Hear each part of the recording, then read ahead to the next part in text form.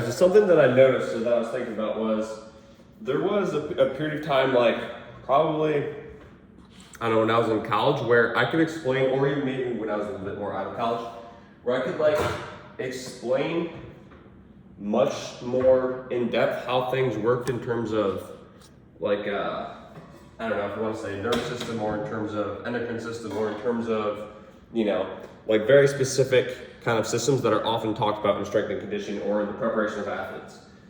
And let's see, what do I need? I need that.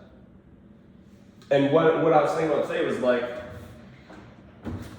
I could explain that much more in depth, and in my training was also like, my training was also set up around those things much more like cleanly and much more clearly.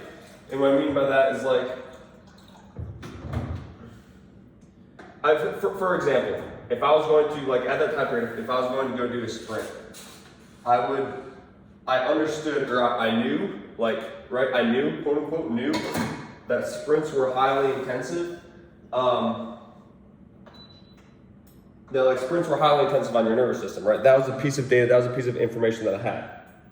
And so what that led to is like, I thought that sprints were extremely stressful. And so there's one specific day where I remember where I went out and I did, I was testing my 6-yard dash, and I literally did, two sprints, and that was it. Because I mean, I basically like I got caught out of breath. Like I looked at these sprints as being so stressful, as being like so taxing on the nervous system that it just, I mean, honestly for me it was like I was anxious about it and I was worried about it, and so that just led to me not being able to do anymore. But like I could explain, and I followed within my training all the rules that we're supposed to follow as it relates to like physiology, right? Where it's like, oh, the nervous system does this, and you're going to tax the nervous system, and when you tax the nervous system, you have to let it recover, and all these things are extremely taxing on the nervous system.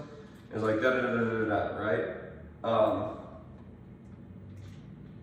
So my point in bringing this up is because like what I was thinking about today is, number one,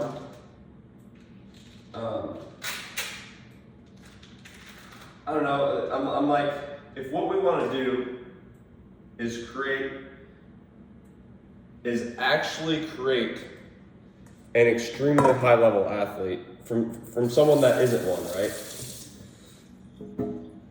Like someone that's not an extremely high athlete to start. If what we want to actually do is create an extremely high level athlete,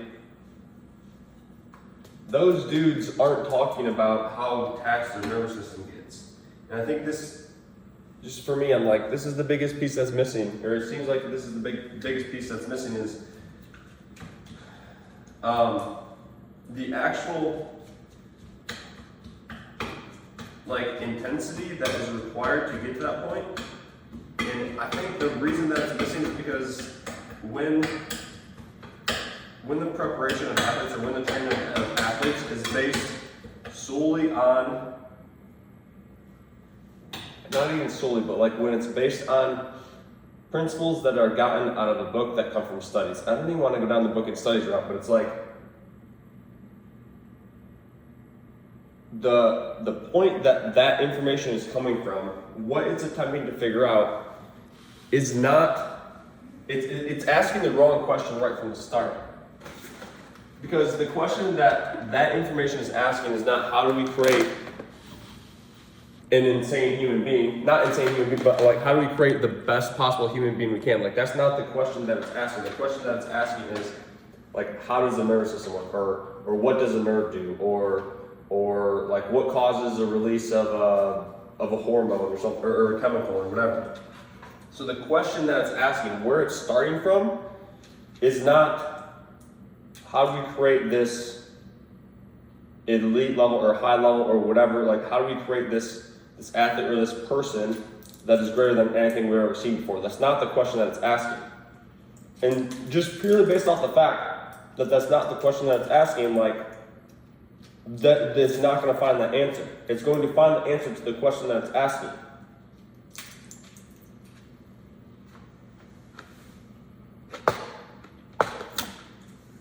So,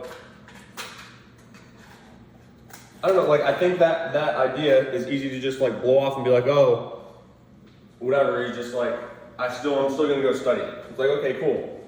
You're literally going to study something that is not even attempting to figure out what it is that you say that you want to do. And maybe you don't want to create like, or be, or create the highest potential athlete or human being that you can. If you don't, that's fine. Like, do you just want to go off the book to go off the book? Great, do that. I guess what I'm saying is like, for me, where's my salt? Salt? Oh.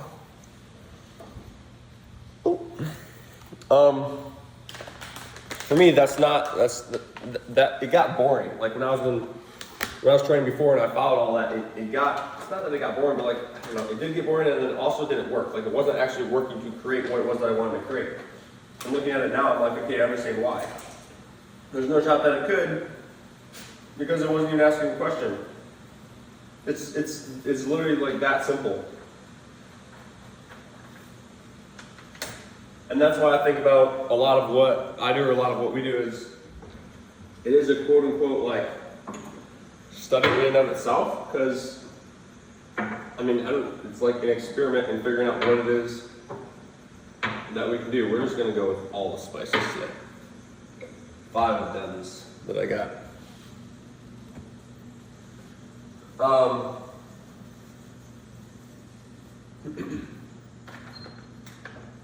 And the point of that is that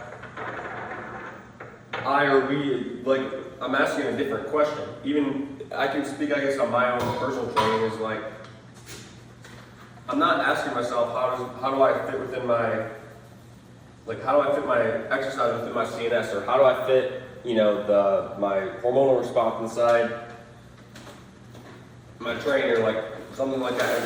The goal and thing that we're looking to do is create this thing that for me, like I've never been before, I've never seen before. And so everything that happens underneath it, how the CNS responds, how the hormones respond, how all that responds is like it's an effect of that, but it's not the cause point. My decision to pursue that is the cause point. And understand that is going to create different effects than something like the study would, right? Because like if the question of the study is asking is, how do we figure out what a nerve does?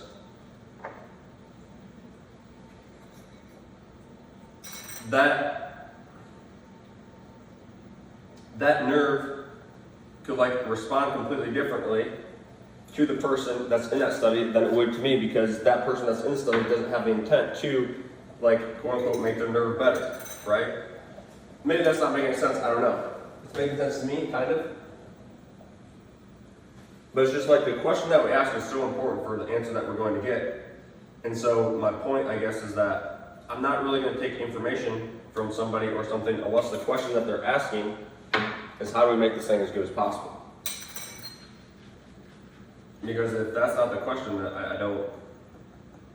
the answer that they're going to get isn't going to be relevant, because they're dealing with people with populations that aren't asking that questions of themselves. And so their actual like physiology is going to respond differently.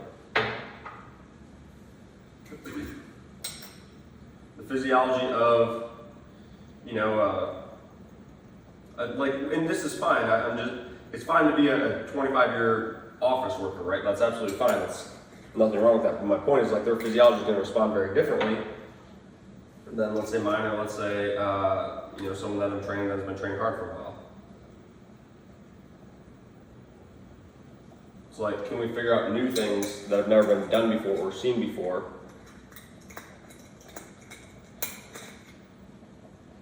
In terms of the responses that we can create. It's not that, like, the biology or the physiology is going to, it's going to operate the way that it does, right? But it's like, can we like push the limit of that, or see what can actually occur with that? So what's the point, Brady? The point is like,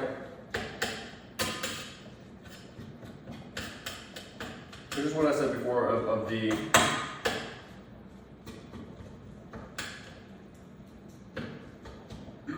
question that's being asked is probably the most important thing to look at when you're looking at where you get data from. And so It's very easy to get stuck in, well, this could cause injury, that could cause injury, or your body can't recover from this, or your body can't recover from that because this person said so, or because that person said so, or whatever.